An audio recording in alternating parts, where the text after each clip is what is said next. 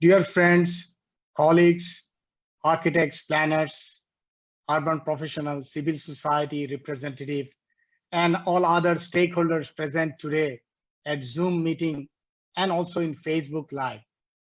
Good morning, good afternoon, and good evening to you all. I'm architect Ishtiaq Zaid Titash, a practicing architect from Bangladesh, representing UIA International Union of Architects. As the co-director of UIA SDG Commission, I welcome you all to today's webinar. This is UIA's fourth Urban Thinker Campus. We thank World Urban Campaign for giving us the opportunity to host the event. The topic of today's Urban Thinker Campus on COVID-19 is architect response in reshaping our cities that are resilient to the pandemic situation. The talk will include the ideas concerning to prevent homelessness, lack of water, sanitation, actions in informal settlement, introduce safe, affordable mobility, generate innovative idea of open space to ensure well-being. This will lead to better cities for the benefit of all, while making cities more resilient to any pandemic crisis for the future. Let me tell you about our campus now. Our discussion will start with opening remarks by UIA President Thomas Voniar. The panel of 5 discussants are researchers, academicians, and practicing architects from different parts of the world. Natalie from Denmark, Yves from France, Joel from Hong Kong, Sid from Brazil, Kevin from South Africa. I'll introduce them later on. The session will be 90 minutes in total. Each panelist will speak or present for 5 minutes on the new urban solution in reshaping our cities, perspective from the country or regional experience. In second round, the panelists will also respond to the round of questions, 3 to 4 minutes each. Lastly, the open mic will be given to registered participants for 20 minutes, and then conclusion. Among us today, we have UIA President Thomas Voniar. He practices both in USA and France. He was the past president of American Institute of Architects. I will now give the mic to Thomas. Please welcome UIA President Thomas Voniar for his opening remarks, please. Thank you, Ishtiaq. Thank you, Natalie, as the co-chairs of our Commission on Sustainable Development. Thank you, panelists and guests. I can see the panelists, but not all the guests, and it does seem to be over 100. So welcome. 5 years ago, we were all, I think, basking in the warm afterglow of COP21 and the feeling of hope for our planet and for our society. Our circumstances are very different today. In addition to the grave climate crisis we face now, of course, the pandemic and the attendant economic crisis that goes with the pandemic and is almost worldwide, and perhaps a political crisis as well in terms of leadership in various countries, certainly my own country and perhaps others. And I think organizations like this, like UN Habitat, like the World Urban Campus, like the Habitat Professional Forum, and the UIA itself are so important as institutions in a period where we can no longer really count on governments and on relations between governments as a way to move forward. And so these civil organizations and the goodwill of people in the professions and who are working for the good of the planet are really our hope today. And that is why I am so pleased that the International Union of Architects, and particularly the co-chairs of our commission and the people who are loyal to the UIA, have taken it upon themselves to organize this very interesting and important seminar. And I think the subscriptions we've had are a testament to the interest in this topic and the importance of this topic. So I just will close my opening remarks by saying that 72 years ago, when the International Union of Architects was established, Our planet was also in crisis, in a different kind of crisis, the aftermath of a terrible war and the destruction that that war created.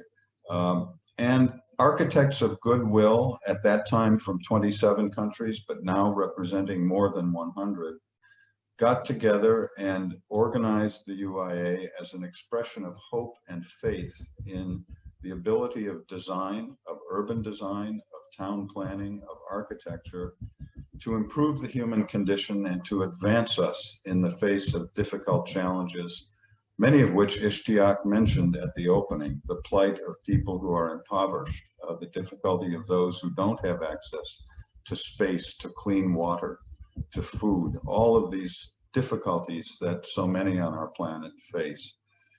If there is a silver lining in all of this, I think it is certainly that we are re-examining the foundations upon which we design and the way in which we look at urban settlements, even architecture itself, and the very underpinnings of our profession and the values that drive it. So I think that is a hopeful message for us. We hope for an end soon to this global health crisis. We hope for a proper resolution without a great cost, additional cost in human life. And in the meantime, we have to work very hard to help those who are most in need and to ensure that our societies move forward and can face the future with the hope and confidence that we know is part of our profession. So my very best wishes to you, my thanks to the panelists for taking the time to join. I am going to stay with the program. It's very interesting and I will listen and stand by. So I wish you the very best, and I thank you, Ishtiaq and Natalie, and panelists and all the guests for inviting me to join you. Good luck. I'm listening. Thank you, Thomas. Thank you. We move to our speakers now. Just to let you know, before we move to the speakers, among with us today joined the co-chair of World Urban Campaign. Urban Thinker Campus is an initiative of World Urban Campaign. The co-chair Sandeep Chacra from India. He's from ActionAid. He's with us today and he's listening to us. So I will now start with our first speaker. Let me just introduce Natalie Mohsin. She's an architect, MAA. She's the head of Institute at the Institute of Architecture and Technology at the Royal Danish Academy of Fine Arts. Natalie is a specialist of sustainable development in the built environment, innovation in construction. She's based in Copenhagen, Denmark. I give the mic to Natalie now. Thank you very much, Ish, and thank you all for this occasion that we can come together and discuss this very important subject. Over the next 5 minutes, I'll give a perspective from Denmark, and we will, each of us in the panel, try to give this regional perspective, because quite obviously, architecture has a strong interaction with sustainability, with health, with safety, and with how it's possible to deal with the pandemic. But it's also important to look at it always in context, as we do with all architecture. We have to look at the specific conditions on a specific site in a specific country. So by each giving a regional perspective, hopefully we can get a broader and more relevant discussion regarding the different aspects of an architectural response. So I'll share screen and show you a few slides.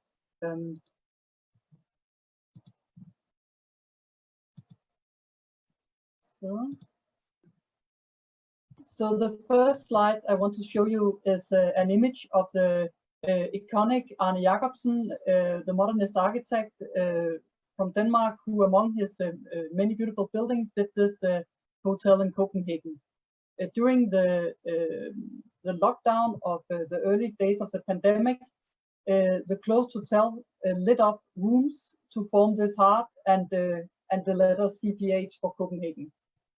I show it here as an example of how we signal to each other when we are confined in our homes. In Denmark, we have seen a lot of people putting candlelight in their windows at night, a way to signal to the outside, to the neighbors, to people across the street that we are here. We are still a community, although the public space is empty, the streets are empty. We don't meet anymore. We still, through the building facade, through our windows, we still signal to each other. I think that has been quite beautiful. It's a show of solidarity, and it tells us about how architecture, and not just the windows of architecture, but all of architecture is also a cultural expression that ties together and that signals between members of society, signals about participation, presence, and of course the values we stand for.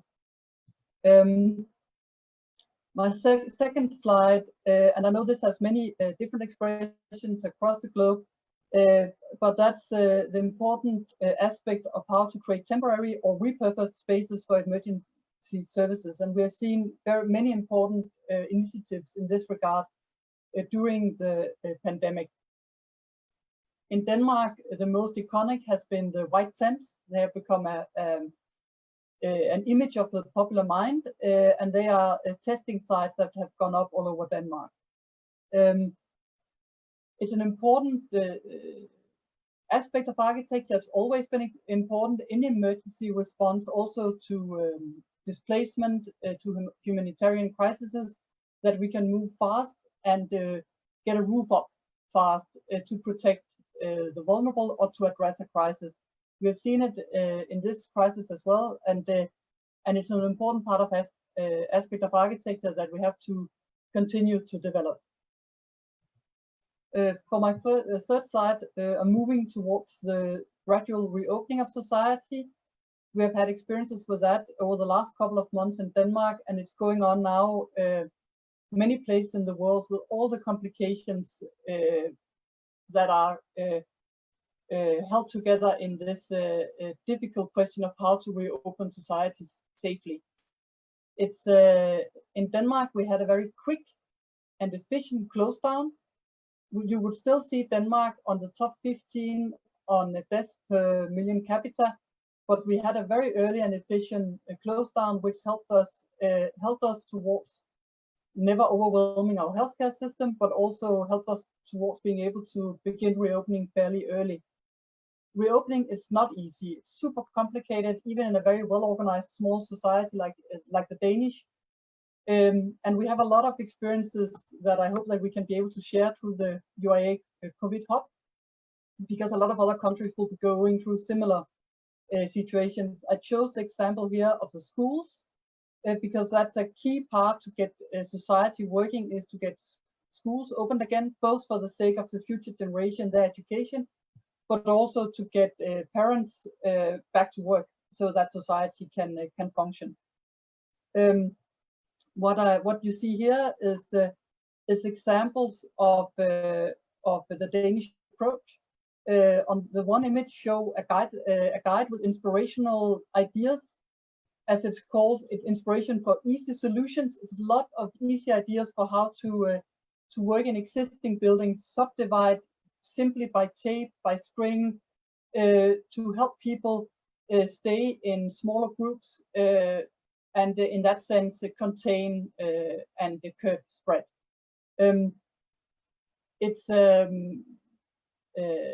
It's complicated because obviously in Denmark we have experienced that the spaces we had for schools, kindergartens, nurseries were not big enough to create a good social distancing. And that has, of course, meant that a lot of students have had to stay home or only come to school part-time.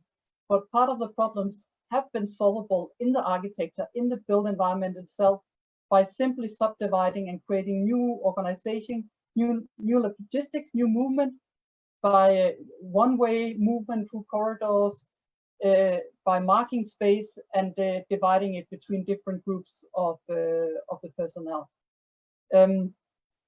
Then moving further into the reopening, we begin to see that this will also mean a new culture of life in public spaces. The one image you see here, the small image, is a pre-corona image of a boulevard in Copenhagen, designed by architects SAIA. That kind of image you would see it all the time pre-corona. It's an image that only half a year ago would signal the good life, the lively city, the green spaces where people would assemble and talk and meet. Now it signals something else. Now what we see is risk. And that's going to affect cities and culture for a long time, I think. So what was previously livability is now at-risk behavior. How do we create livable cities where everybody have access to clean air, has access to outdoor areas without putting the population at risk? It's not that easy.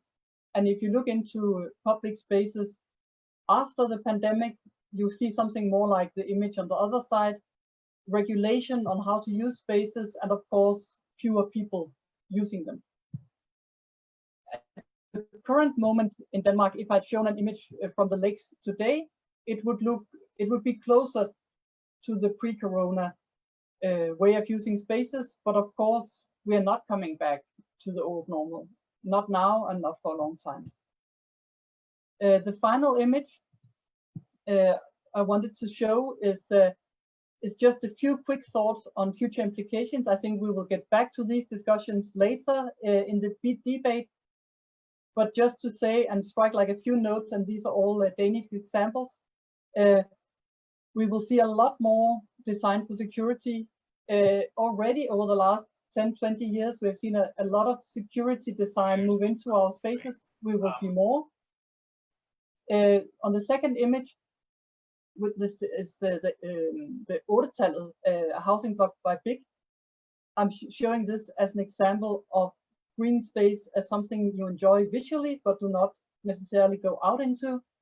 The third image is separate cabins for dining put up by the Danish Playhouse in Copenhagen.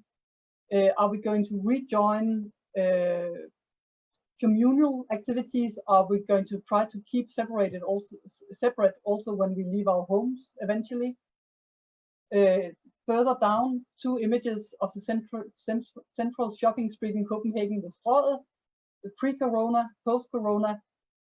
What is the future of the sort of the living city, of a city where people physically shop, meet each other, where you have active shopping streets? Is that all moving online? And then finally, some of the modernist architectural developments, like the nursing home, where we try to be more specialist, more advanced. Now we're seeing that this is also very risky. It exposes a vulnerable group. Will this be the end of a lot of these inventions of the modernist era? Will it be the end of the nursing home? So this was just a few thoughts here for the beginning, and I'll seize the word and give it back to you, Ish. Thank you, Natalie. Thanks for your perspective on your country and region, Denmark. Now I move into Ismane. Our next speaker, Ismane, a practicing architect from France.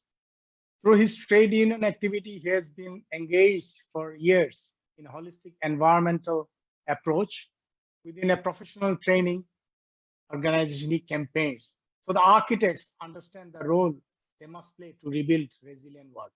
Ismane, please. So, hello everybody, hello from Paris. I prepared some slides to show you what is the situation right now with the lockdown in France and in Paris mainly, and what lessons we can learn from what's going on to prepare a better future. I will now, start the PowerPoint. Well, to me, this situation, the crisis of the COVID-19, is like an industrial, a crash test. When you put dummies in a car and you see what's going on when you put them on a wall. It will help us, to understand what will happen when will be the globe. I mean, the Earth will be facing all together the crisis to come, which is the climatic crisis. So this crisis affects all the sectors of the society. Economy, it's breaking jobs. Social, it's killing people. Environment, I mean, it's affecting our environment, and maybe it's from the pressure we have in the environment, which is the reason we are facing this pandemic, the COVID-19 pandemic. And cultural, you know, I mean, we are now talking in this cultural webinar of what will happen tomorrow. So everything started in France on March 9 and 17. And all of a sudden, you know, 1 million people from the Paris region decided to move outside of the region, to go to visit their family, to go to their second house. And what were the consequences? The consequences were 1 million Parisians in the streets of small villages, and maybe spreading the disease, spreading the virus. They arrived without preparation. So the grocery stores all over there was not prepared for that, and they were empty within a weekend. And the good point was also deserted centers and cities. So things that we haven't seen, even, I mean, for those who, like my parents, you know, who experienced the World War II. So this pandemic brought back the discussion, you know, city or country.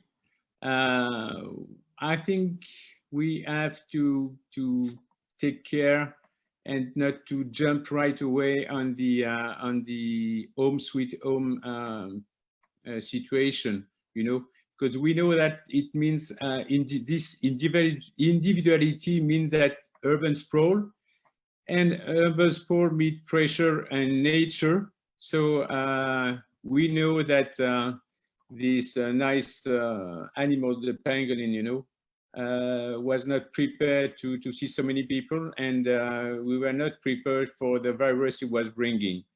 The sweet home or the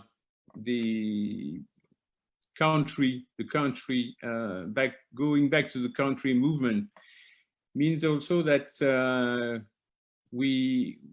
it will bring back more. It means more consumption, you know, from a city, a big city or a dense city or a spread city like Houston. The rate goes from 1 to 6. And also we know that life expectancy is better in cities than it is in the country. Density. What are we talking about when we talk about density? We don't, I mean, I don't mean the horizontal or the vertical zoning, which bring people to live in one place and work in the other. I prefer the city like the Haussmannian, the French architect, the Haussmannian city, which was mixing people, you know. In the Haussmannian city, you had the bourgeois living on the lower floor, and the student of architecture living in the attic, and in the between the workers. So everybody was living in the same place, and we even had stores and retails on the ground floor.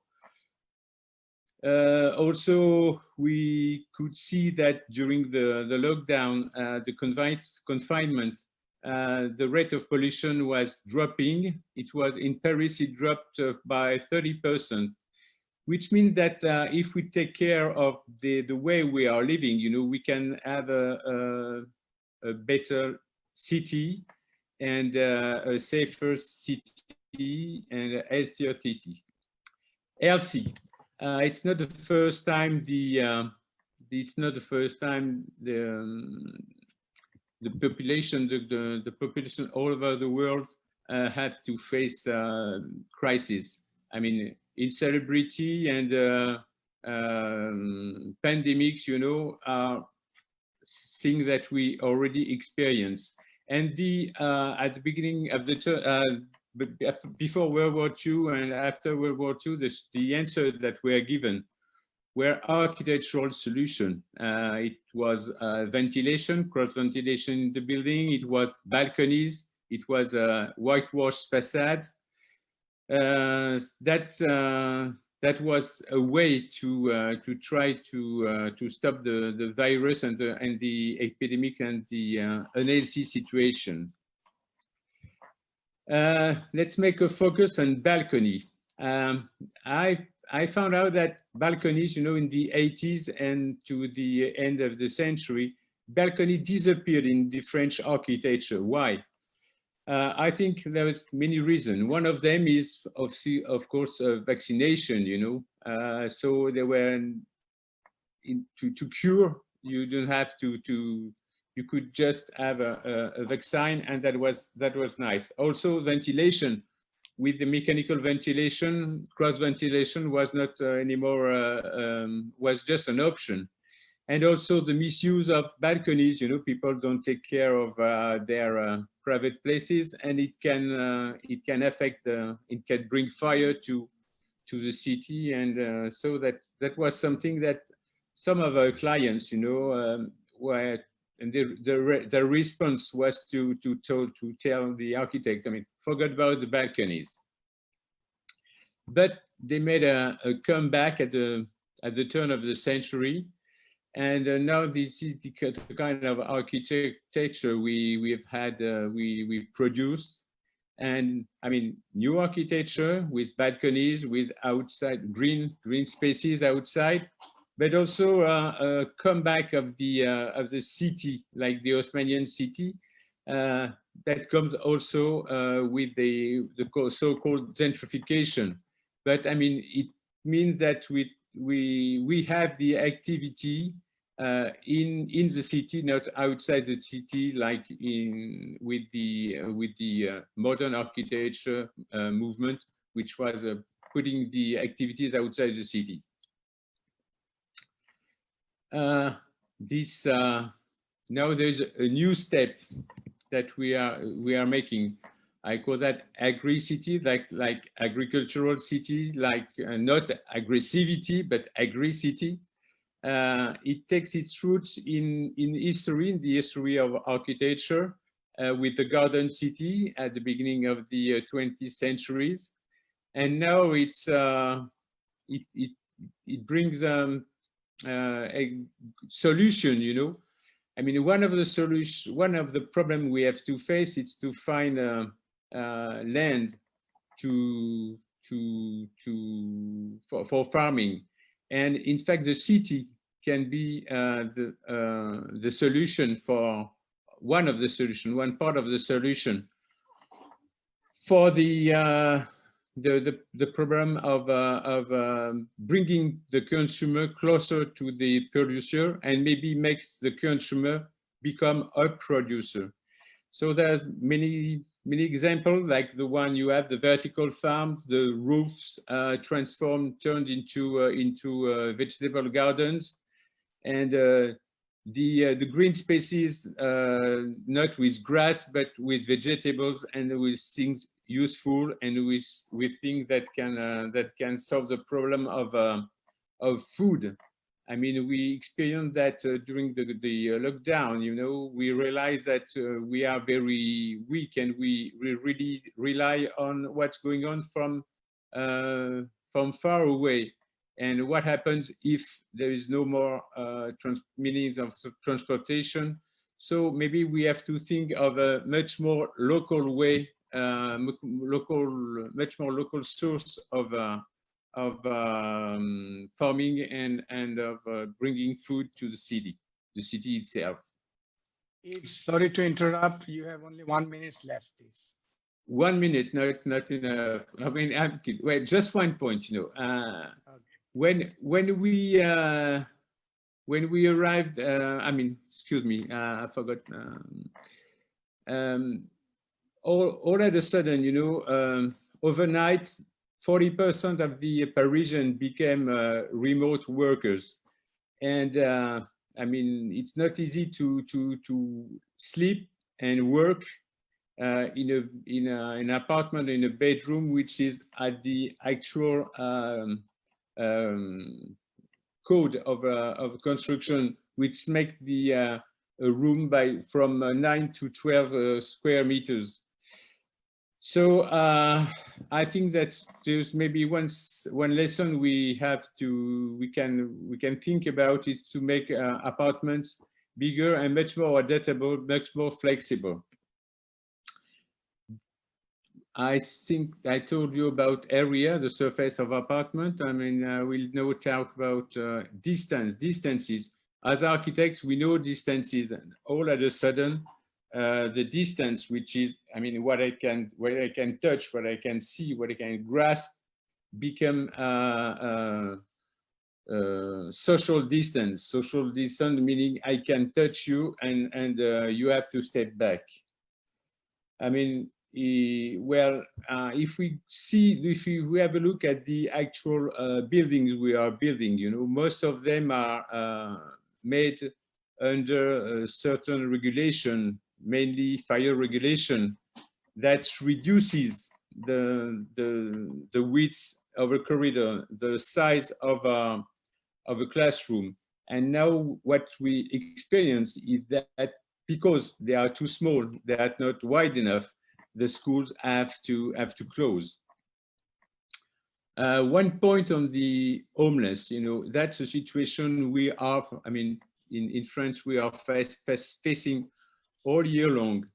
But with the pandemic, you know, it became a little more difficult. And so we had to open new facilities.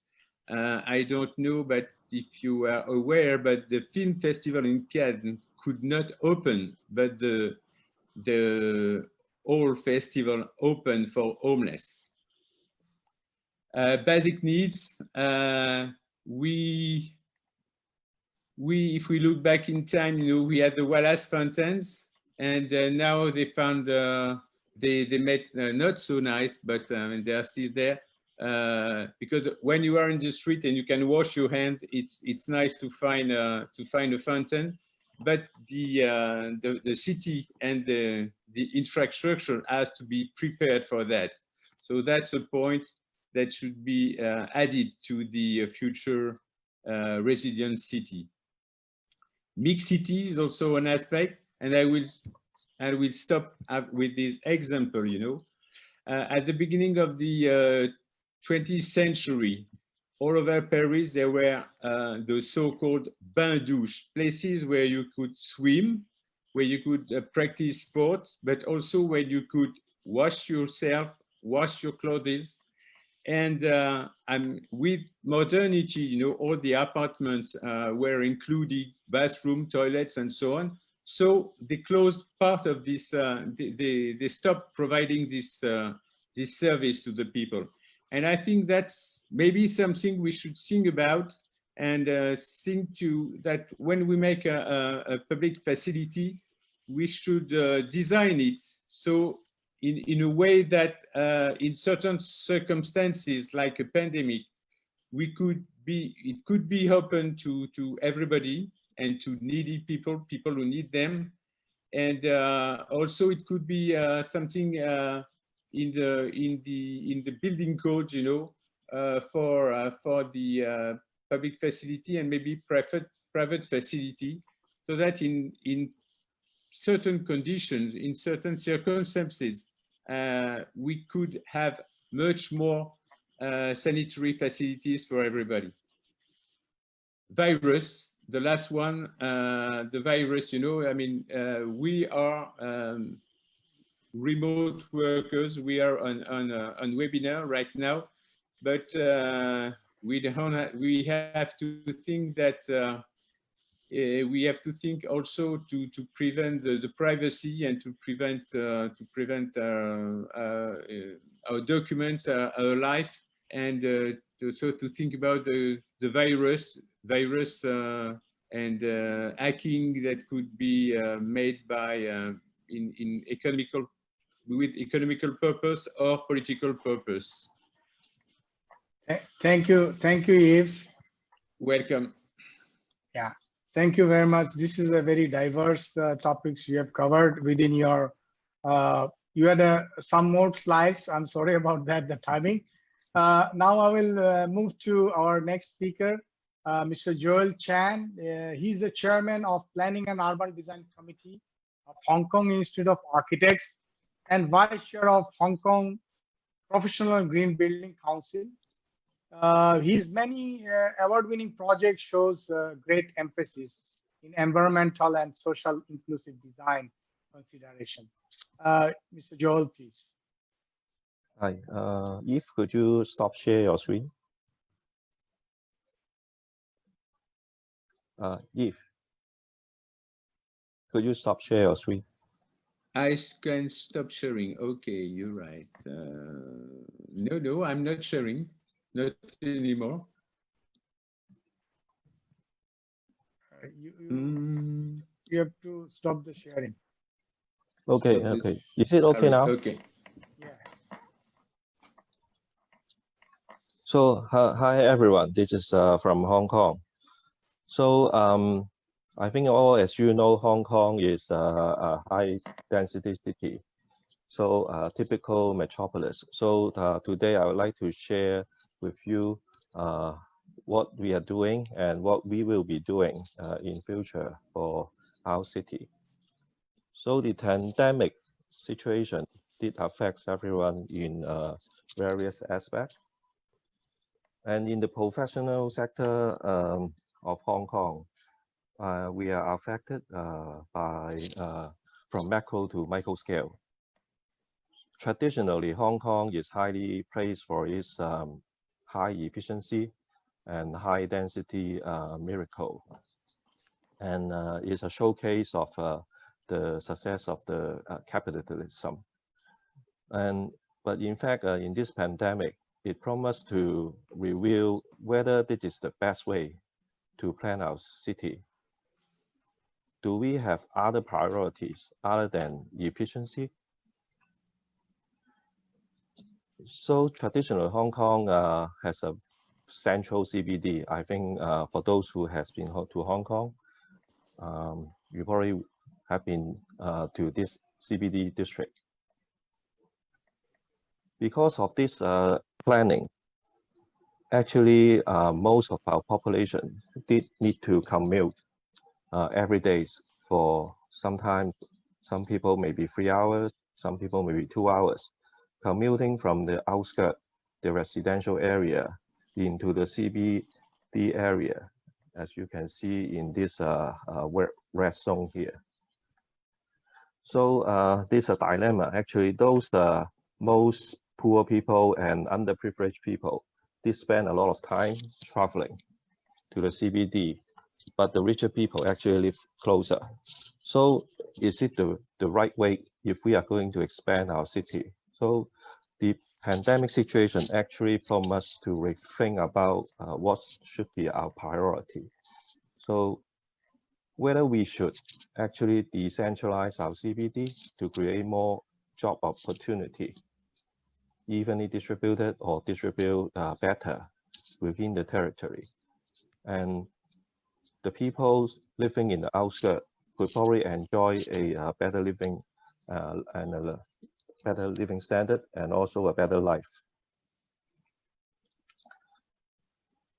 Apart from the city planning point of view, and this is something that we will definitely go ahead. In the past, this sort of personal mobile facilities, such as those electric scooter and also power assist bike, they are illegal. So now actually the government is seriously thinking to make this legalized, to give more choice. Because during the pandemic, people are very hesitate to commute by railway and also bus because they are all enclosed space. So in future infrastructure, we'll see more infrastructure will build something like what you see on the left side of the screen, not just for car, but also for other mode of transport, including walking and also some other mode of transport like bicycle and electric scooter. So I think in a nutshell then, in the future, when we consider urban design, this also promised to rethink. In the past, Hong Kong is a car-centric city, and there's a tendency that now we realize the beauty of designing a city based on the need of the people. So on the right side is actually a recent completed projects that is pedestrianizing some of the original street. Another big issue is, I think everyone's know the elderly people, they are more subject to virus attack. So in the last few days, we have a third outbreak in Hong Kong. Several elderly center has a serious outbreak. And this is one of the reasons is because Hong Kong is so dense, and you can see on the photos on the left, a lot of elderly center actually is the inner part of the city, and the living condition is not so good. And because they are not charging high, so the condition, living condition is actually, I would say, is not very respecting to the elderly. And during the lockdown, the pandemic situation, the elderly actually is not allowed to go out the elderly center and locked in a very small place. So this actually also promised to rethink as such a wealthy city, could we have a better way to plan our elderly home? Can we consider something like we see in the States or in Japan, we can create a elderly district? So for the architectural side, so myself also a practicing architect. So my understanding is what we will be doing is we need to design better affordable housing, because public housing estate is also another source of outbreak. And for private residential, because of the high land price, our flat size is so small. So we believe there will be a tendency that private developer will need to design something safe for the private household, for the community.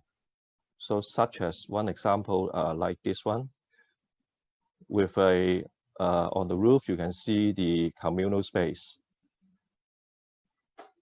And also another phenomenon that we observe is people now hesitate to go to traditional shopping mall, which is fully air conditioned.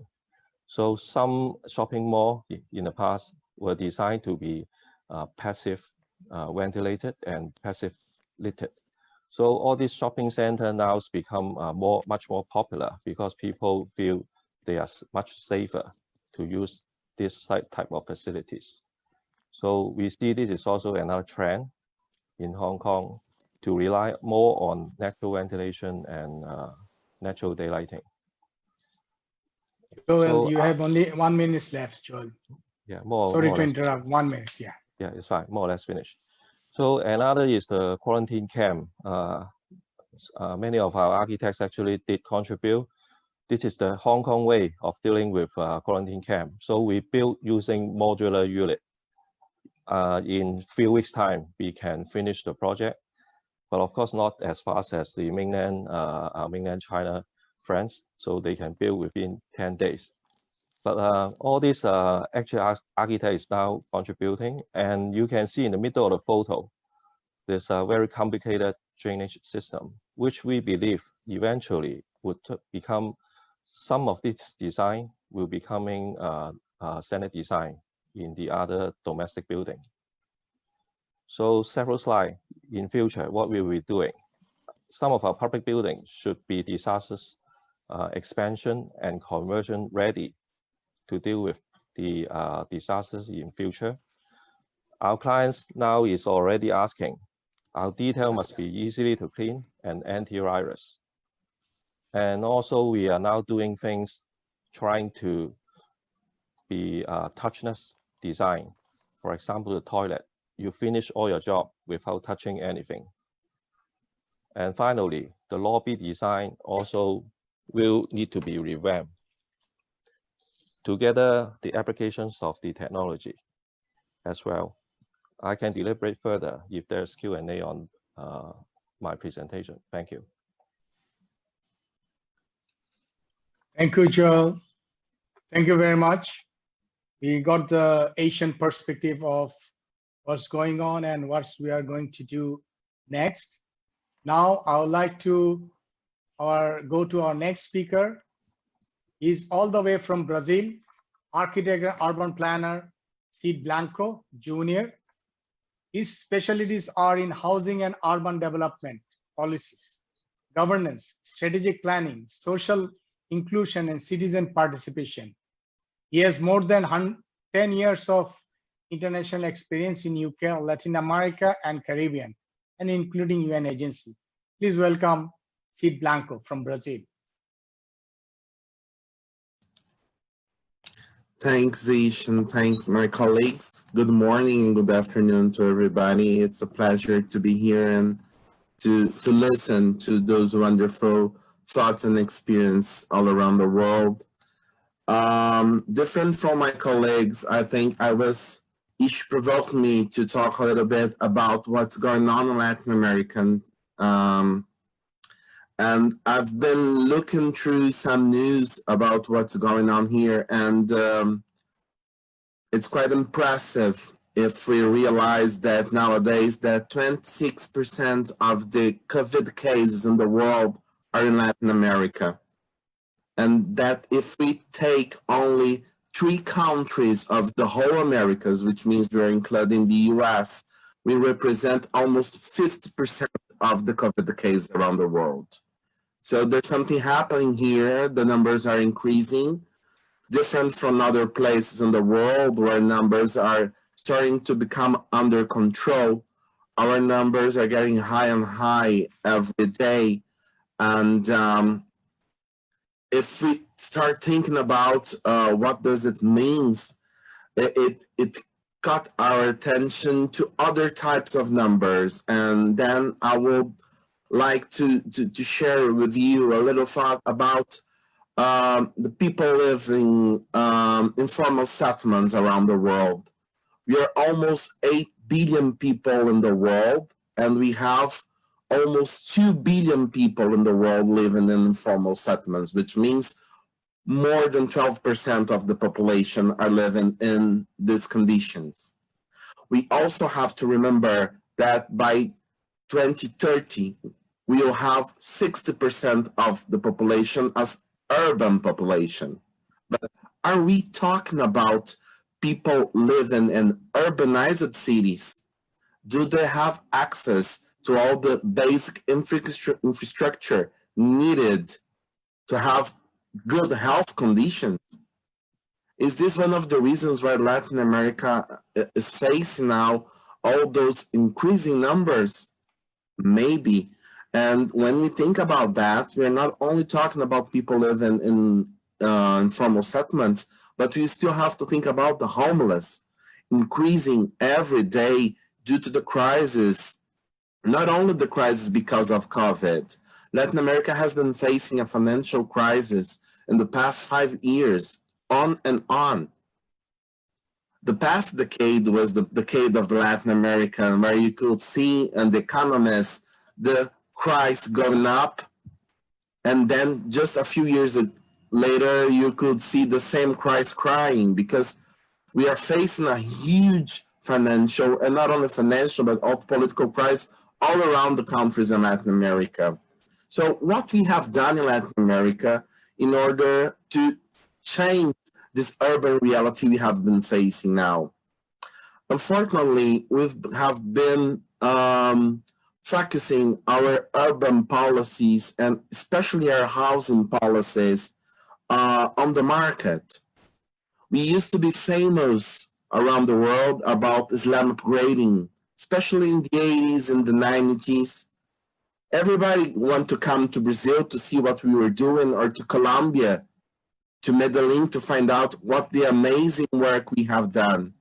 But on the other hand, we spent the past 10 years building houses in the metropolitan peripheries of our main cities, leaving to those people only the opportunity to have access to an infrastructure land without public services, with bad public transportation, with let these people to come back to live in very bad housing conditions, in chants, Islams, in downtown areas. So what kind of housing have in production in the past few years? So we need to start talking about, again, Islam upgrading. And when you're talking about Islam upgrading, we're talking about access to infrastructure, access to land, access for bad housing conditions. Otherwise, should we keep giving people masks, food, access to clean water in the entrance of the favelas? When they start entering the favelas, they will walk through a house where they have to share 30, 40 square meters with 10 people, all the streets with sewage going through, no trash collection, no water. So will these people be safe only with masks and clean water in the entrance, if they have to leave their houses daily to keep working? So what kind of cities and what kind of housing policies and urban development plans are we architects doing in Latin America? Are we saving land in our master plans for social housing in infrastructured areas, or are we leaving them the periphery free land that the markets want them to have? Are we fighting against our national governments that are exterminating totally Islam upgrading projects or investments in infrastructure? What are we doing? Our unions, our institutes, our organizations. So we must guarantee access to urbanized land for social housing and Islam upgraded resettlements. Yeah, we need to talk about Islam upgraded resettlements again. Why? Because we need to not only provide infrastructure, but better housing conditions to the people. And not only about the unity. We have to guarantee that they are out of risk areas. They are out of our protected areas, environmental protected areas. We have to provide them safe places to live. We must plan our cities with mixed neighborhoods, not only because it's good to have the supermarket, school, and housing, but for mixed income families. We have to guarantee the end of inequality, and we architects can do this through design, through planning. And this is our work in order to achieve the Sustainable Development Goals. We do have this power through our work, not only academically speaking, through our work as designers, as planners. We must rethink how to include those families in our urban world, which is different from the urbanized world. We need to give them access. Otherwise, I think that COVID will be the first pandemic of this era, because they are start to find other virus, other things, other mutations, and people will not survive not having this out of standard living conditions. So we have to discuss again how to improve people's living conditions in the world. Thanks, Ish. Thanks, everybody. Thank you, Sid, for finishing within the time. There was some question that people wanted to hear about some real housing problem, and you talked about favela. There was some question and answer going on the background, and people were happy to withdraw their question after you have finished your talk. Thank you, Sid. You could touch people's mind. Now I move to our friend Kevin Bingham from Durban, South Africa. He's an architect, and his career has spanned academic and private sector, both together. He was the former president of SAIA. His specialties are the relationship between infectious diseases and architecture, designing medical facilities and buildings for rural communities. I would like to take the mic, ask Kevin to take the mic, please. Thank you very much, Estiak, and welcome to everyone. Good day. I'm in the middle of a storm here and there's hail outside, so if you hear thunder in the background, you'll know what's happening. South Africa and most of Africa was late in world terms to be affected by COVID-19. With a population of around 60 million people, South Africa recognized the threat early and learned from experiences elsewhere in the world and opted for a 3-week lockdown from the 27th of March to the 16th of April. It was then extended to the end of April. I need the next slide, please. Oh, I must thank Emma, who's in Paris, changing slides for me. Some essential services returned to work from what was termed level 4 on the 1st of May, steepening the curve and the daily recorded infection rate. Level 3 was implemented in June and saw building contractors return to their construction sites. Emma, if you can change the slide, please. The graph clearly shows the resultant increases related to the relaxation of the lockdown measures, with the recent peak of 13,734 new cases on the 9th of July. I don't think you're seeing my slides at the moment. Over 2 million tests have been carried out, and there are 238,000 confirmed cases, with just under 4,000 deaths in total. The recovery rate is approximately 47%, and deaths only at 1.5%. This could be attributed to South Africa's youthful median age of 27.6 years. Countries fondly reference New Zealand as the success in the current pandemic, and so it is. We must, however, remind ourselves that New Zealand has 19 people per kilometre, while South Africa has 50.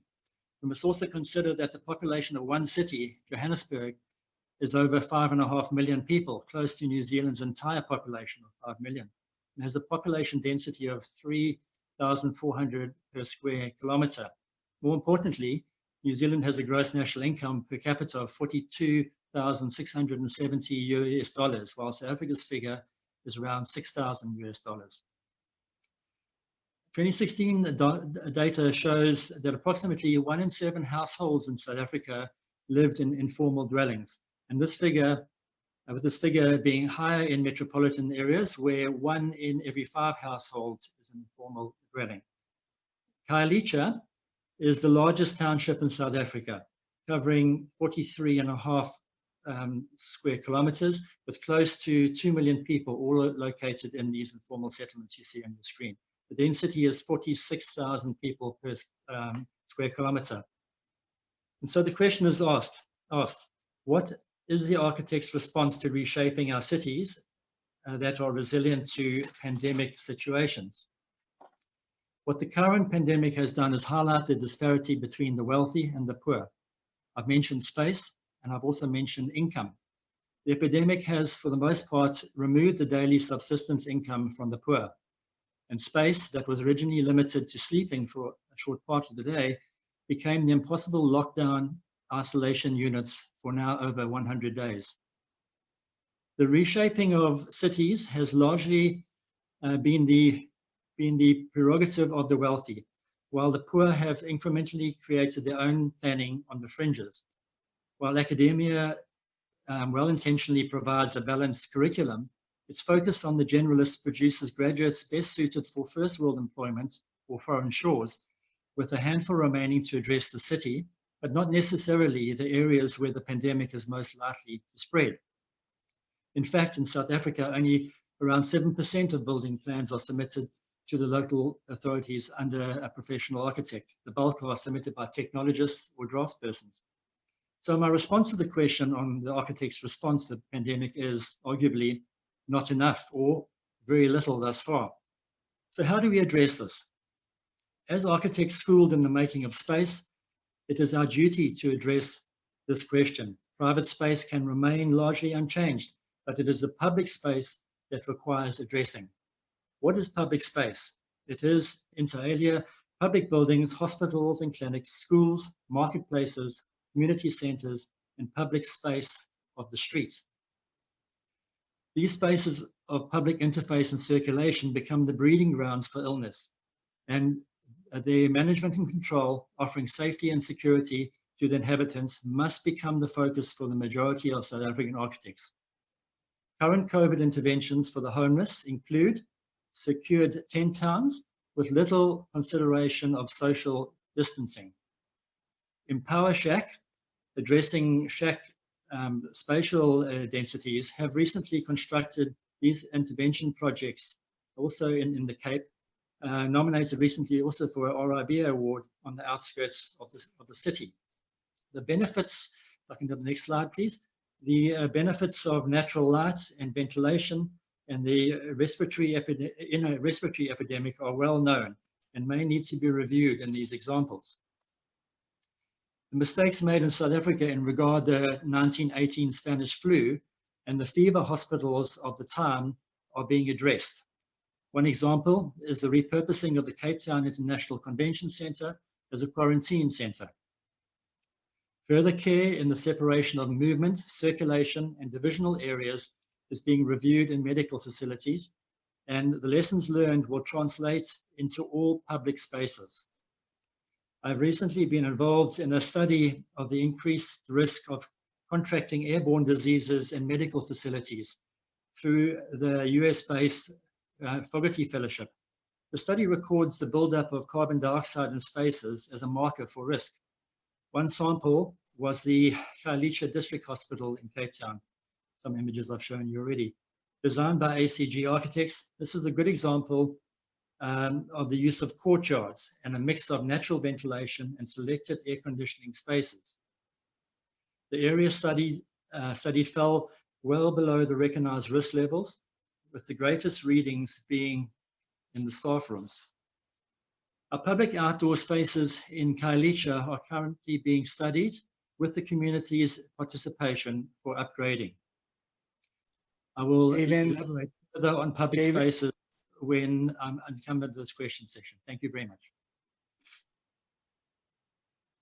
Thank you, Kevin. I was about to ask you to stop. Thank you very much for the good timing. It's been a wonderful presentation. We have heard different part of the world, what's going on around, and we actually lack of time, lacking a big number of time. So I will ask 5 questions to our 5 panelists. I like them to answer very briefly so that we can move into the open question session, because a lot of people are already raised their hands. So this is first round. I hope I will ask people, our attendees, if you want to raise any question, there is a button called question and answer. You please be very brief, because some people are trying to write the question into chat box. Please do not do that. Please write it into the question and answer session. So we will do it after we finish our round of questions. So I will start with our second round. We come back to Natalie again. I mean, it's a generic question because during the pandemic lockdown situation, all public transportation systems were shut down. The world is now reopening in a new normal situation. No matter what, public transport remained as an essential service in the extended period of pandemic crisis. How can we design a mobility solution that is safe, affordable for city dwellers? As an architect, on the other hand, is the concept of compact city and walkable city prioritizing the pedestrian and bicycle. I mean, the city where you come from, is the bicycle over transport, public transport is a timely solution, you think? Please. I'll share a single slide.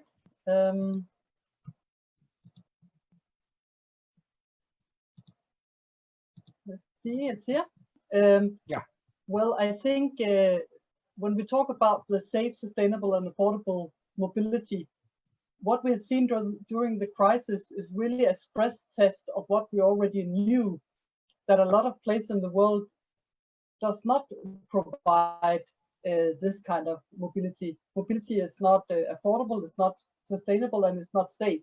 So really, in my what I have seen in Copenhagen, where we have over the last 10, 20 years built a lot of bicycle and walking infrastructure, is that it came in very handy.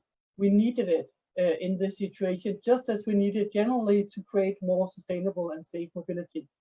The image I show on the one side is the bicycle snake, a piece of architecture by Danish architect Dissing and Weitling. One of the many solutions trying to create new routes, more sustainable transportation routes in old cities where spaces have been built for cars and not been easy to access on car or on bike. But we can build new. When we build new, we can build for bikes and for pedestrian accessibility. But also in existing cities, we can add new layers of infrastructure and prioritize other forms of transportation over the car. The other image I show is from the Gale Architects report, Public Space and Public Life during COVID-19, where they have gathered. It's interesting. It's available on the COVID Hub, the UIA COVID Info Hub, and I'll recommend that to all listening in, because a lot of the information you're asking for is available there. This report is also available on the COVID Info Hub.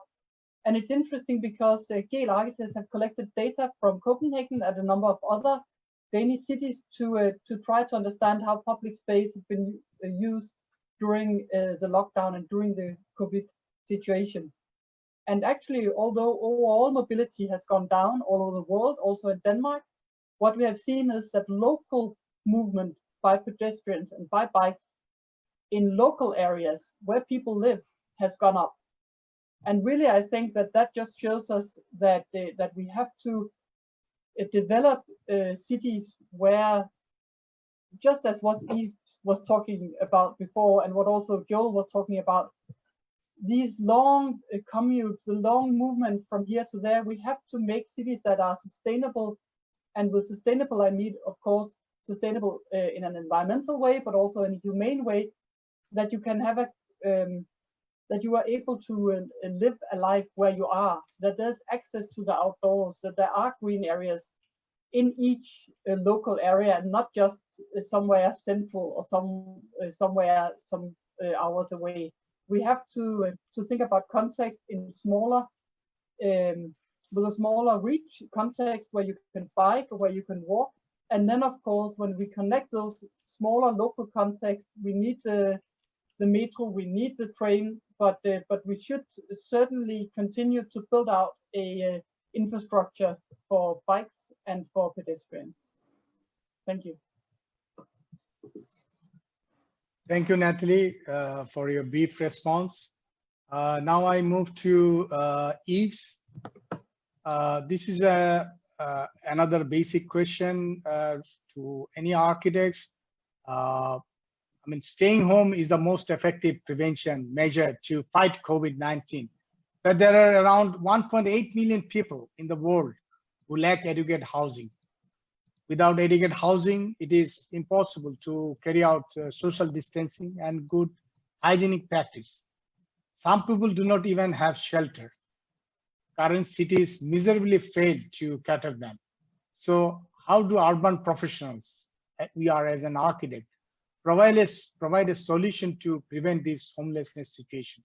I know you have showed some slide in your presentation, so I'd like to have a response from you. Thank you, Ish. You know, if I had the answer, you know, I would be running the whole world, you know. Homeless, you know, is a situation which is not very important in France and in Europe. But I mean, with the climatic crisis, you know, I'm pretty sure we will have to face, you know, waves of people leaving Africa because I mean the climate will not be safe enough for them. I mean, it will be just impossible to live. There will be no more farming possible and so on. So I mean, that's a situation really we have to take into account. What can we do? I mean, we had lots of homeless at the beginning of the 20th century and the turn of the 19th and 20th century in France and all over Europe. And I mean, the slide I was showing with the bain douche, you know, was some kind. I mean, history can bring the answers to an actual problem. I mean, if you looked at the plan, you know, there were two sections on the plan of this bain douche.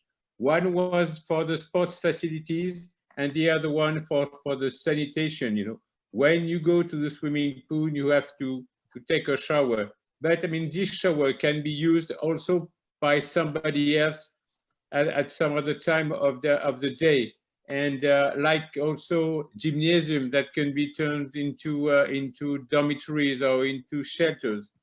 I mean, those are bad situation, bad answers. But I mean, they are the only answers. I mean, we can bring. I mean, I can think about facing the unacceptable situation of homeless. It's the responsibility of our governments mainly. I mean, I was listening at Sid. You know, for sure, when you have a dummy, you know, at the head of the government, it's much more difficult to think about the future. I mean, we are part of an international organization and association. This means that we are thinking not only of what's going on in our country, but we are also at the window looking at what is going on on the other part of the world. And I mean, when I was in the street, you know, and when I was looking at the TV and what was going on in France with people dying by hundreds, I mean, I was thinking, wow, what will happen soon in Africa? What will happen soon in Southern America? And I mean, that's what is happening today. I mean, let's hope that we will find the solution to shrink the development of the disease.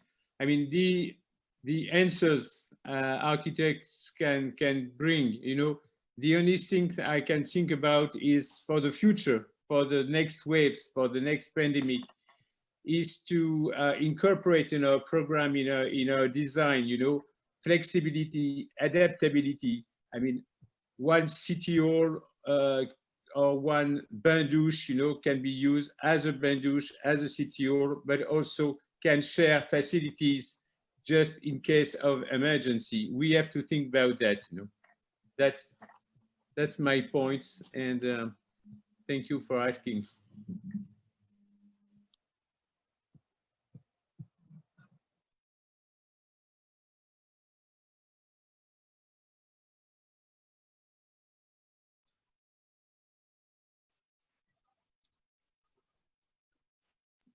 Ish, you have to switch on the mic. Thank you for reminding me. Our next speaker, I'm going to ask the next question to Joel. This is all about our clean water and sanitation. I mean, to maintain the health and well-being during this pandemic situation, we frequently wash our hands with soap and water, and it's a mandatory and highly effective to slow down the virus spread. The basic human right to access to affordable water and sanitation is now a matter of life and death. Currently, 2.3 billion of global population is deprived of clean water. So my question is, what is the innovative way to improve access to clean water and sanitation during this pandemic situation and maybe later on? So Joel, thanks, please.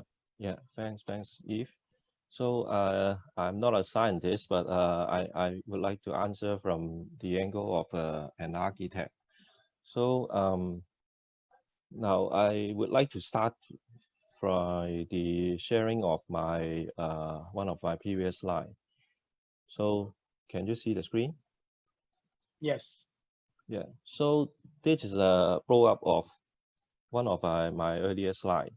So in fact, the architects in Hong Kong working with the engineers actually review the previous standard in the drainage design, because some of the confirmed case in Hong Kong did actually spread in the sanitary system because of the bad design vent pipe and also the drainage pipe and blockage of the drainage pipe. So you can see here, this is a new system that we architects working with the engineers come up with a brand new design for the drainage system. I think this probably will be the standard of the future, but in fact, architects, in my opinion, in various aspects could contribute to improving the healthy standard. And then regarding the questions about how we can deal with the issues of the scarcity of water. So now my understanding is actually about how we understand the one of the most important thing is the hydrological cycle.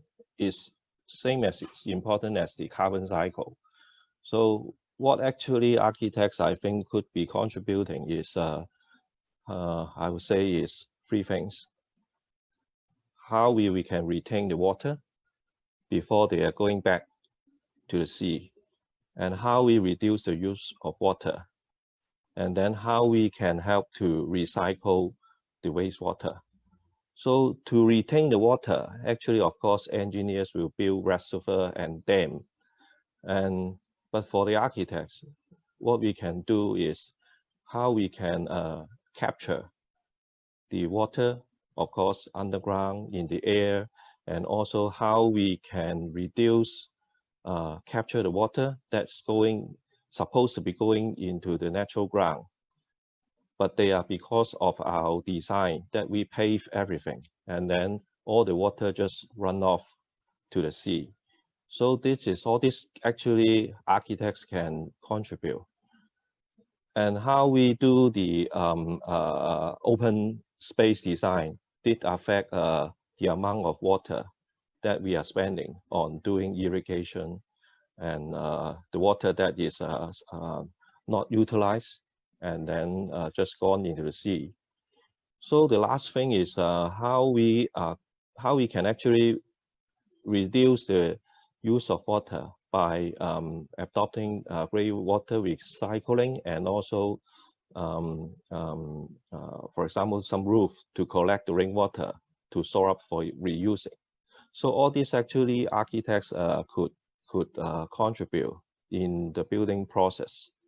But of course, I understand there are a lot of other people doing some very meaningful things. For example, doing some water filtration system that can be used in the third world to convert dirty water into drinking water. So all this actually is good, and how we actually architect could collaborate with all this sort of innovative way into the architecture, I think is what architects contribute. So lastly, I would like to show this one. I think this is in the book. Eve and Natalie prepared this publication on the SDG. So this is one of the goals in the SDG, and this is an illustrative example. And a group of architects did build this structure using very simple method and indigenous way and easy to install. And they capture the every morning, there are a lot of mist in the air. That is the first thing that I said, how to retain the moisture in the air and then reuse it. So this is one good example showing what architects can contribute in solving the issues of the scarcity of water. Thank you.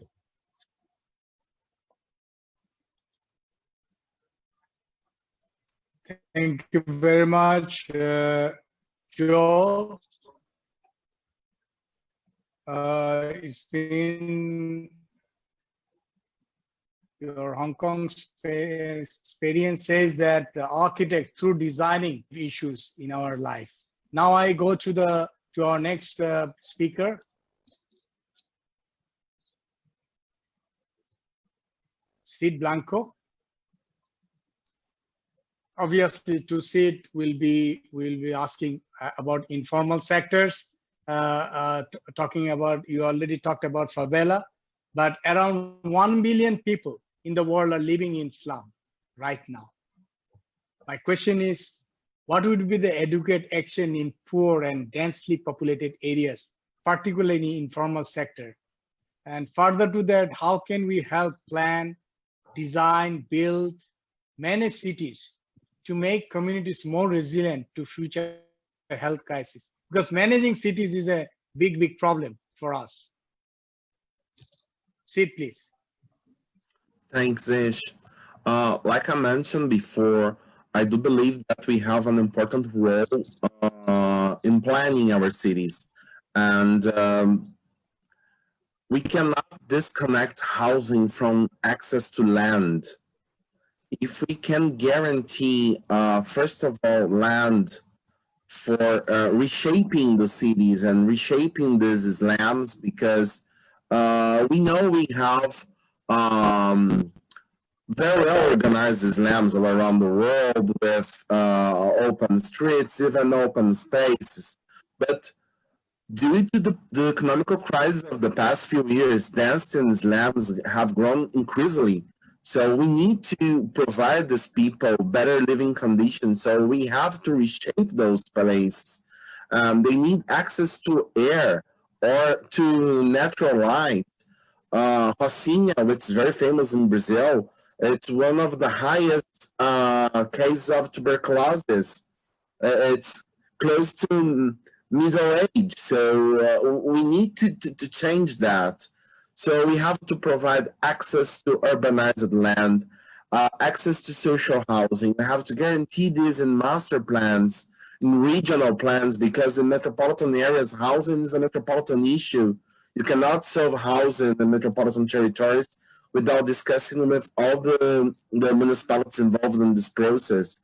And since planning, urban planning, and it's one of our duties, and designing better houses and improving houses is also a duty of architects and urban planners. We have to fight for that. We have to work with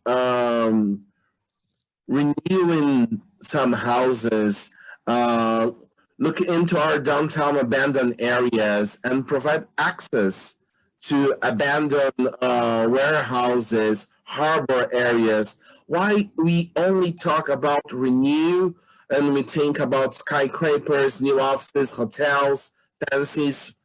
Why not think about social housing in those areas? Why not give access to these people to this type of land?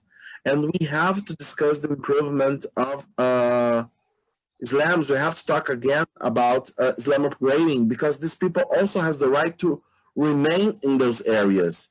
But we have to guarantee basic infrastructure and better living conditions in their own houses. So I think this is the way we can at least start trying to do something. Putting a place for these issues in urban planning.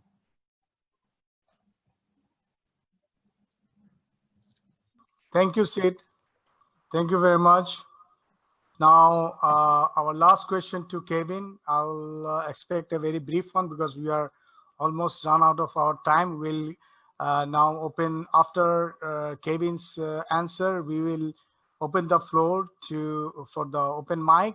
Obviously, for Kevin, this is a question. The most of our urban areas, developing megacities, it lacks access to open spaces. This may have a detrimental effect on mental and physical health during the long stay in pandemic situation. Now, my question is, how can an architect, through designing, can combat the congregation of large gathering in open space, in opposed to designing small pocket space for smaller group in the dense urban fabric? Thanks, Ish. The good news is that we'll get through this pandemic and come out the other side. I wonder how much we learned from the flu in the early 1900s, and I made reference to it in my earlier conversation. But you've made mention of mental health, and it's in a poorer community where you have homelessness. Part of the mental health actually ties into abuse, substance abuse. The homeless are the figures on homeless substance abuse is really great, and to have to lock them up, because you saw the fences earlier around the tented cities where they're being held as isolation units, I think opens problems in itself with them having to go cold turkey. In terms of hopelessness, I think there's been a large increase in mental health problems of late. And us as architects, Yves made mention of balconies having been brought in France some time ago, and it's really having access to people, connectivity, and also touch as well. And touch could be via RT solutions. We must also think of design for children and for the old as well. So I know the UIA has a commission that deals with children, and that's work that they're hopefully going to be doing as well.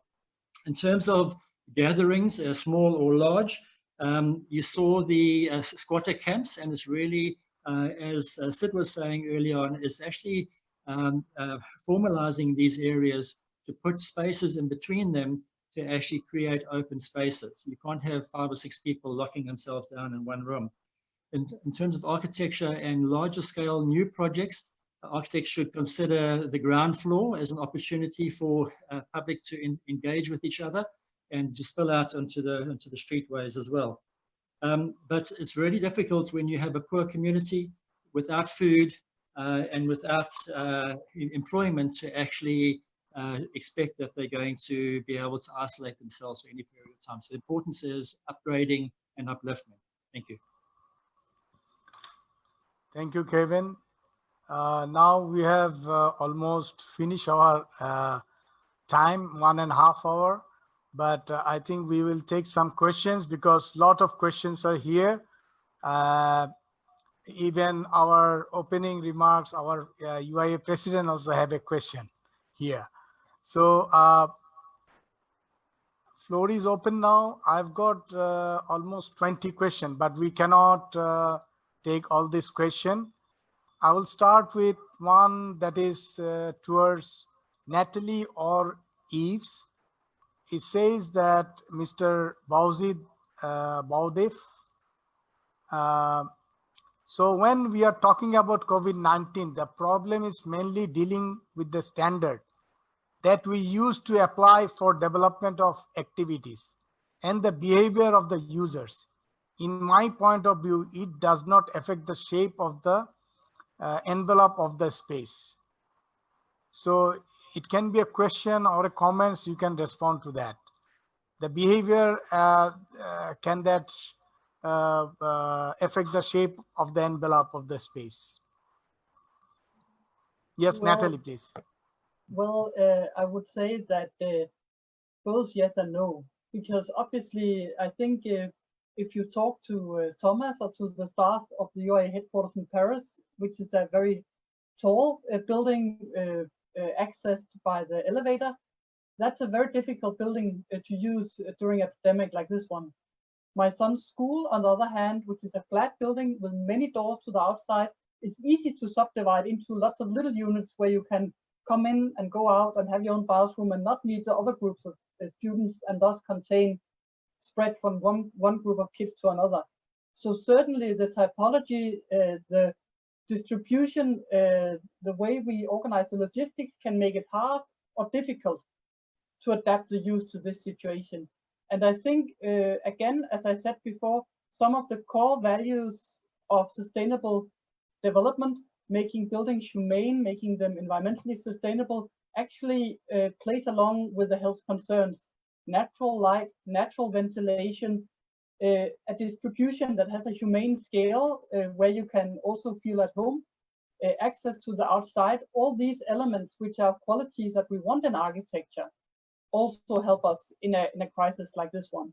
Not to say it's one-to-one, but just to say that when we redesign for the pandemic, let's remember our other values and let's find the places where they overlap so that we can advance the combined agenda of sustainable development. And I think that's also one of the special things about architecture's contribution, that we are able to overlap a number of the challenges and issues and bring them together in helping create frames for life that are livable, both for people and in regard to the limits of the planet. But just briefly, if I may, is all the wonderful questions. I know I've seen a few of them along the way on the Q&A. Some of them certainly deserves much more than the time we have left. Maybe afterwards, you could go through them and pick a few for follow-up discussions, because I think a few of them actually could carry a whole debate. And then just to suggest for you, Kevin, that maybe we could share the slides of today on the Info Hub, the UIA Info Hub, because that could also maybe assist in regard to some of the questions asked. Thanks.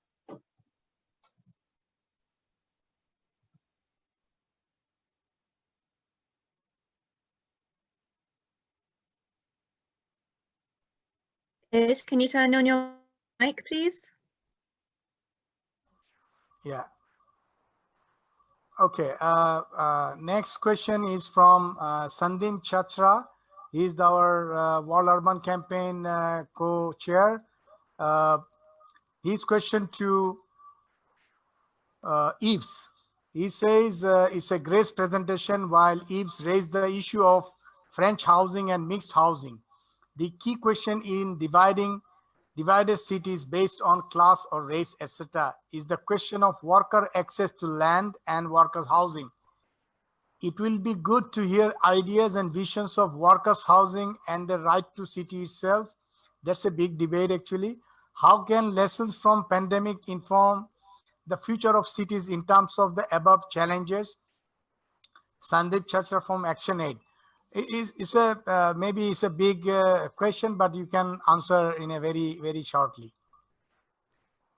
Very shortly, you know, a mixed city. I mean, the resident city has to be with different kind of population. You know, I was showing the section of an traditional Haussmannian building, which was mixing the population. You know, workers on the upper floors, the bourgeois on the main floor, and also retail and stores and offices. You know, everything was mixed. And if we, I mean, I could speak much more about the Haussmannian city that we are discovering, you know, but it was really well designed and thought. I mean, you had facilities all over at a within distance. You had a park at a within distance, and so on and so on. And if you look at the plan of Paris, I mean, you will see that we had really a good example over there. What can I say about mixing? I mean, even if we had good examples, you know, we needed to. It is required by law in France that every city all over the country received at least the minimum 10% of social housing. And in France, we have now something like 5 million social apartments.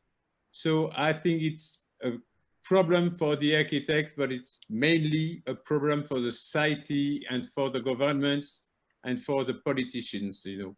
I mean, we have to push them, we have to show them that it is possible, that the only way to live together is to live together. I mean, to be mixed. I tell you one point. During the lockdown, you know, we found out that many of the people who were working in the hospitals, you know, they were not living close to the hospitals, but they were living in the suburbs.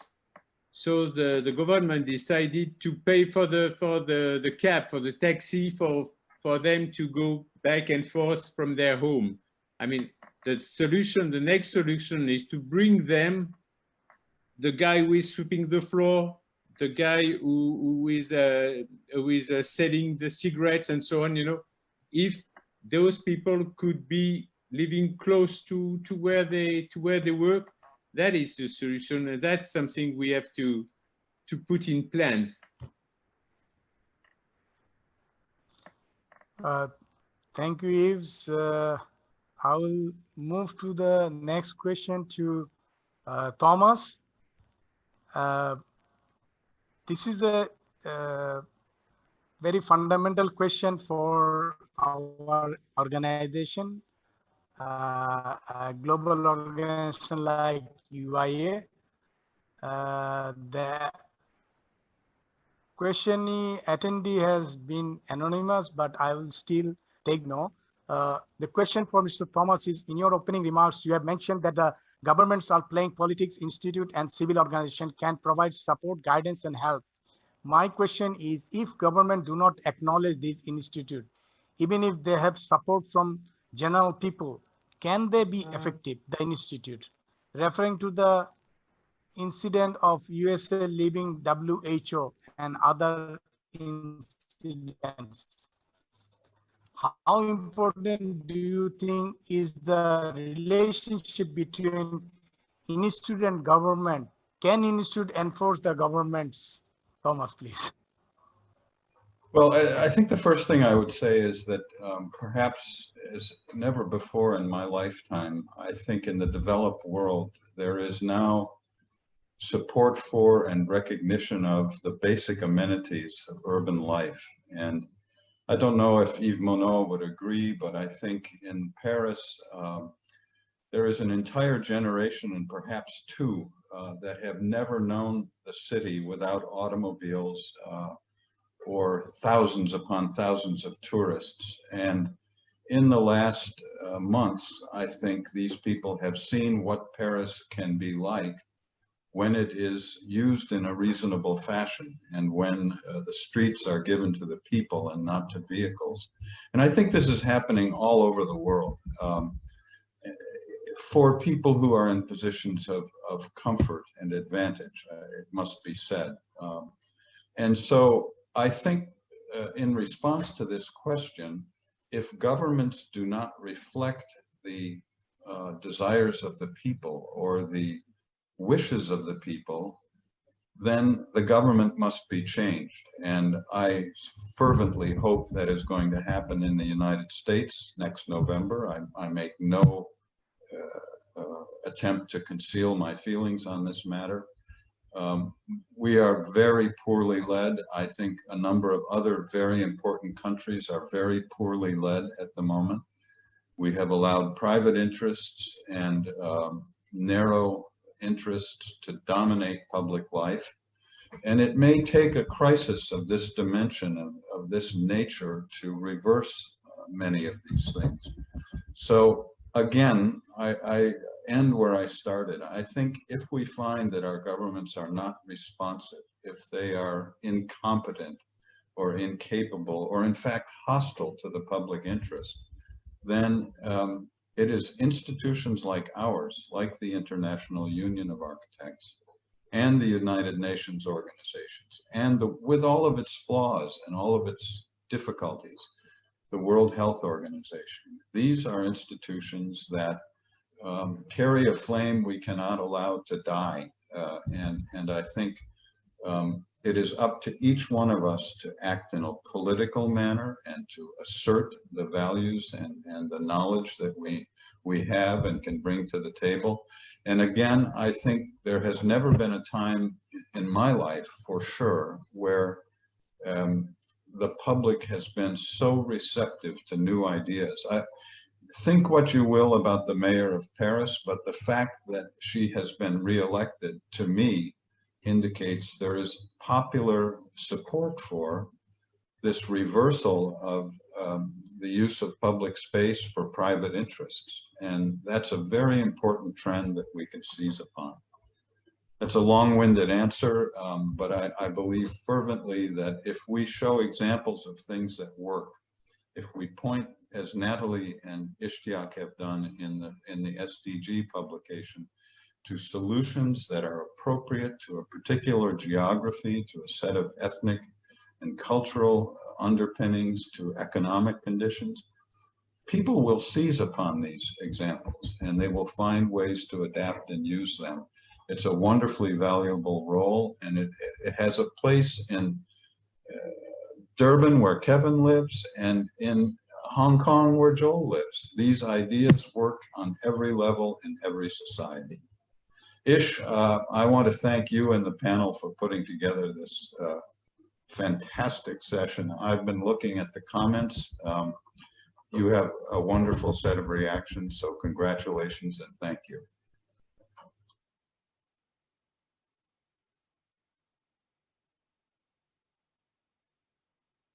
Thank you, Thomas.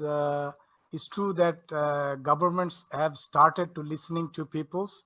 It's truly that public spaces are given to private entities for the benefit of people. So it's already sharing, and I think people's voice, architects' voice, we are the stakeholders, we are the people, we are the voice of the people, we are the professional group working on the ground to implement these SDGs. Goal number 11, and also the new urban agenda. And our ground is, we are the implementing agencies, the professionals, we are working on the ground. So things are already happened. I will just read out one comments from a professor from Columbia University.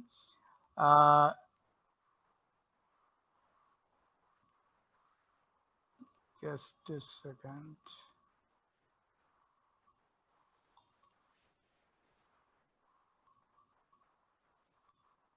Actually, the comment was that world has started listening to us, and this is our time. The urban professional architect should be very bold about our voice and speak loudly so that our voice being heard by the governments. This was Professor Jaramillo from Columbia. I will give the floor to Yves. You raised hand, probably. Want to say something, Yves? No. Okay. So we have another 5 minutes to keep. I will take another questions from Jayanta Pereira from Sri Lanka. He's a senior member of Arcacia and our ex-Zone A Vice President. Jayanta Pereira says, how does the COVID affect architectural education, especially regards e-learning? Maybe Kevin can answer, or anybody can answer to that. I can answer to that. In South Africa, I can only speak about the local context, but quite recently, we have been working through a program called Open Architecture, which falls under SAIA, South African Institute of Architects banner. It's one of their transformation policies, and it's all online. They're often webinars, international ones with universities linked to Canada, Australia, and the UK. And we're currently looking at, well, we started doing this a number of years ago, but currently looking at an online school. And one of your listeners of today is the program director of Open Architecture. And we've learned that you can actually learn online. It's through blended learning. You need to, the Oxford Brookes method does it as well in the UK and the EU.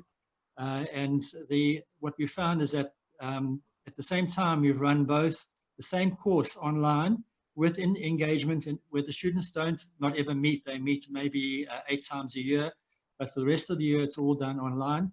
And they run the same course full time. And we've noticed that the online students actually, who get examined in the same examination as the other students, get higher grades. And that's something to be learned from that, because it's engaging online. You can actually draw on your screen and talk as if I'm talking to you now and crit your work. So I think there's a great future for it, not to take away from universities. There will always be universities, and you need variation. So I think there's going to be different foci at different universities offering something each. Thank you. Yes, education is going to be also changed, and it will take a different shape. I'm sure we'll think new things. We got another comments from, it's not a question, but I will read it out from one of our member, Z Smith. Says, if our leader won't change, we must change our leaders. Thank you, Z Smith. And I'll take another one from UK, Bublan. Let me tell you one thing. I'm only responding to the question. Those are sent to question and answer panel, because a lot of people are already sending into chat box long messages, but it's very difficult to retrieve those. So Bublan UK says, if we architects take power or involve in politics, it is easy us to implement building our dreams. Hope we need to introduce new cultural globally through UIA. Architect must empower as ruler, design, society and building and urban. Please, everyone, think and give your idea. So if anybody wants to respond to it.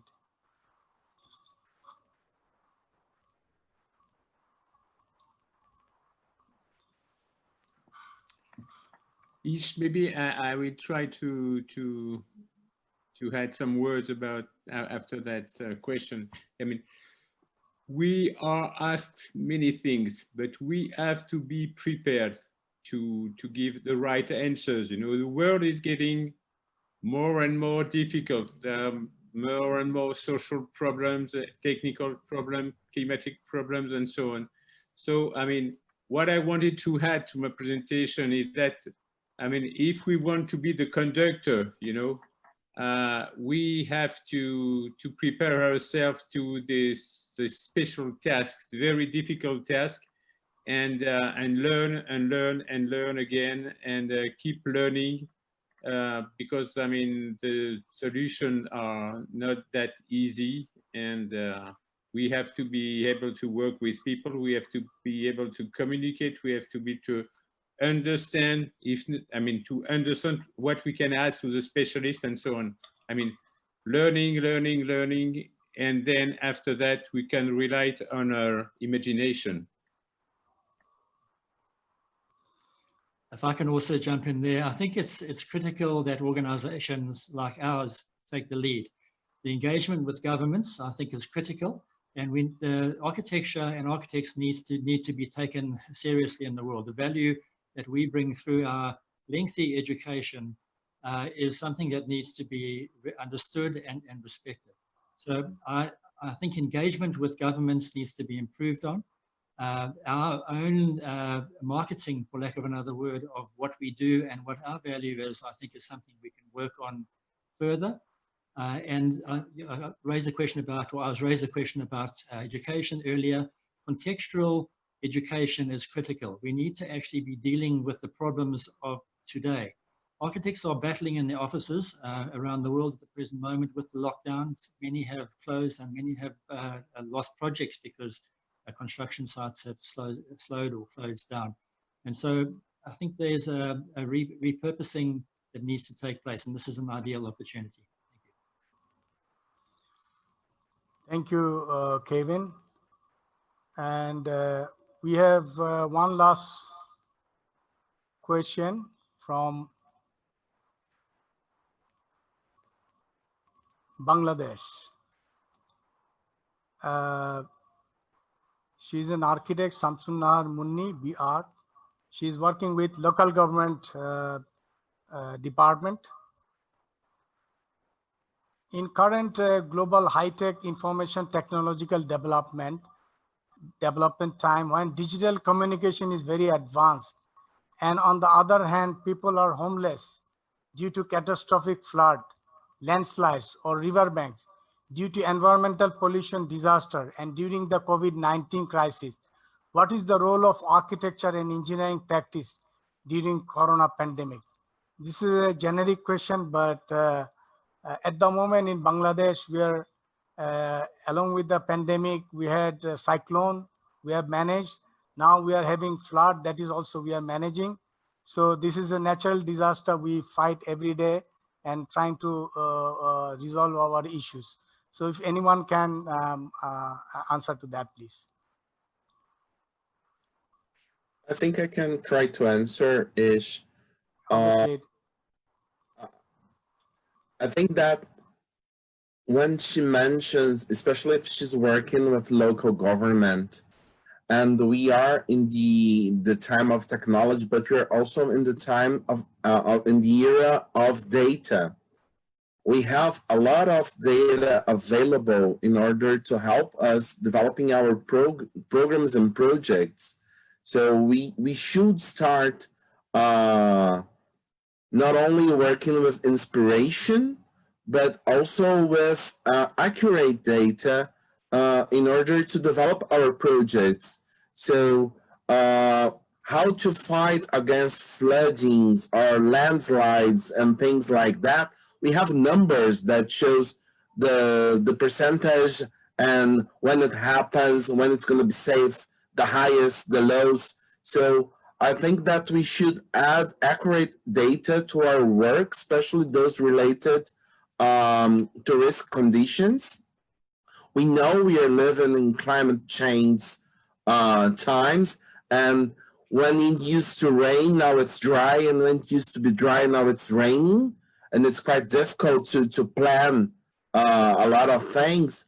But we can use technology to help us develop our projects and our plans, and not only accurate data, but also work with the main stakeholders of the academic area, with the neighborhoods, with the population, can help us improve projects and plannings, especially if you are connected to not only local, but local, regional, or national or governments. And we as professionals, we have to join this as civil society or as academic or simply as a citizen. We have to be part of the discussion of these projects and plannings. May I also supplement? Ish? yes, please. Yeah. Yes, please. So I think this is an issue of how we design our city to be resilient. So I think different cities and different region has different issues. And in our city, actually, we also suffer, not just I think the other part of the world. We also suffer from some very severe typhoon because of the climate change. And in the past, we don't believe actually did happen. For example, the entire promenade area could be washed away in a typhoon storm. So what we're now doing in this part of the world is we draw up actually design guideline, resilient city design guideline, and we have a team of consultants and also planners to come up with revamping design guidelines of all aspects in terms of how we design the shoreline and also how we design the selection of material and also other things. So I think every region and every city could do something to try to cope with this climate change, in my opinion. Thank you. Thank you very much, Joel. I will end this question answer session with an remarks from one of our past president, and then I will make the conclusion. Let me tell you one thing, that we'll have a very detailed report on this, because next 10 years is the decade of actions for implementing the SDG, especially the goal number 11. And we, from our SDG Commission, we consider all the 17 goals are important, but we have to emphasize on the goal number 11 that directly have impact on from the professionals and the architects. So you will have a detailed report within 6 days after this session, and it will be available online in UIA webpage as well as World Urban Campaign webpage. Now I will just read out and comments from Sarah Tuppelson, our UIA past president. The challenge is to empower architects and urban planners to be influencer in urban definition and architecture solution that build the city and assume to be part of public policies. Governance is definitely big issues, and we are the designers, and our voice needs to be heard. And UIA has been trying to make UIA's voice heard to the policymakers, different countries since 2014 through UN Habitat. And this will continue. I will now make a small remarks on the conclusion, and then we end our session.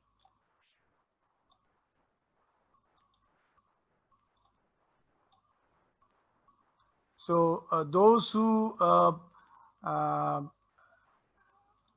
questioned and could not get the answer, I'm sure we will have more session like this, and try to engage ourselves with your questions, and you will get the answer in our others report.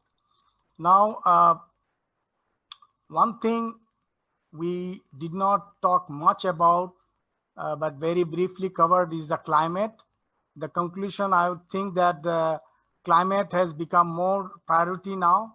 The climatic issues, to resolve those because of this pandemic situation, government will, all the member state will listen to the professionals, whatever is the required for the climatic condition. And the community-based activity and planning and design process is more important, because we have to listen to the people that we discuss.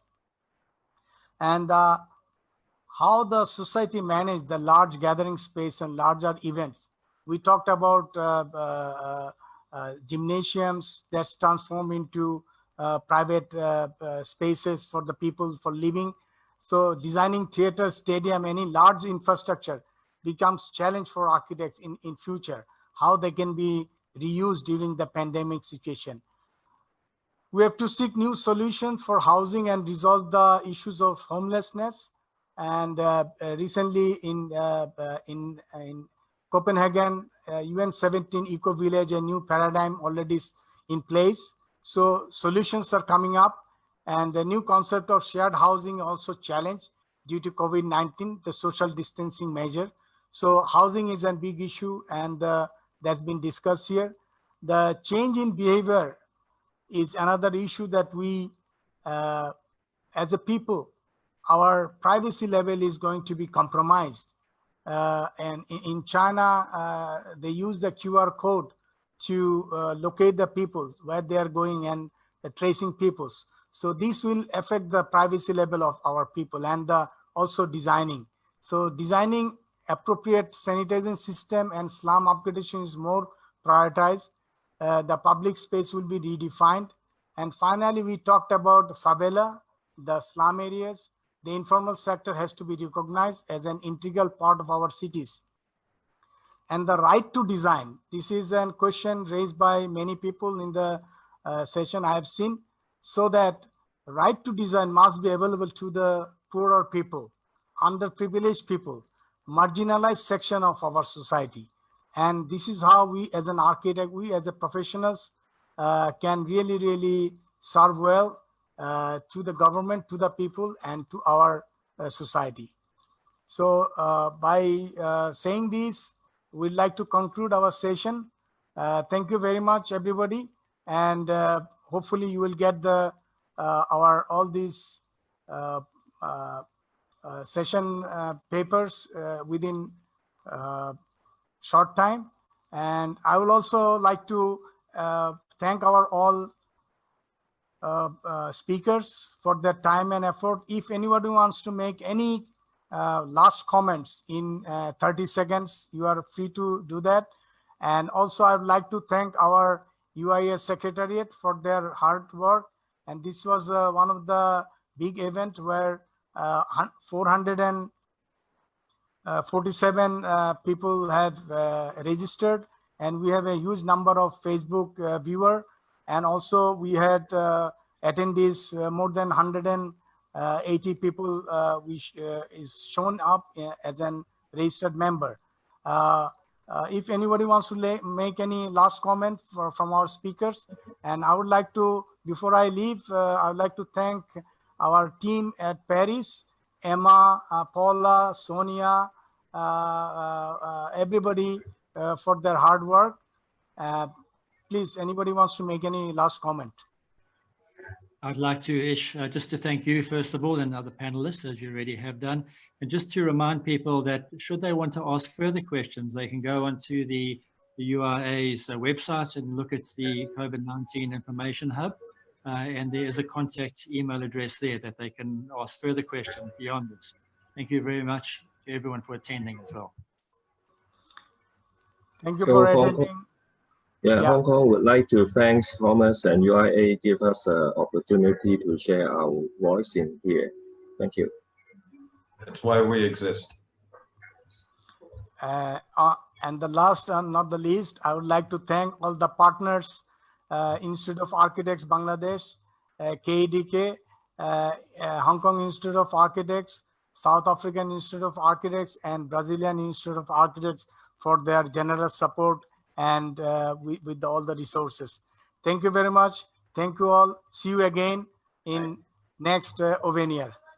Thank you, H. Bye-bye. Thank you all.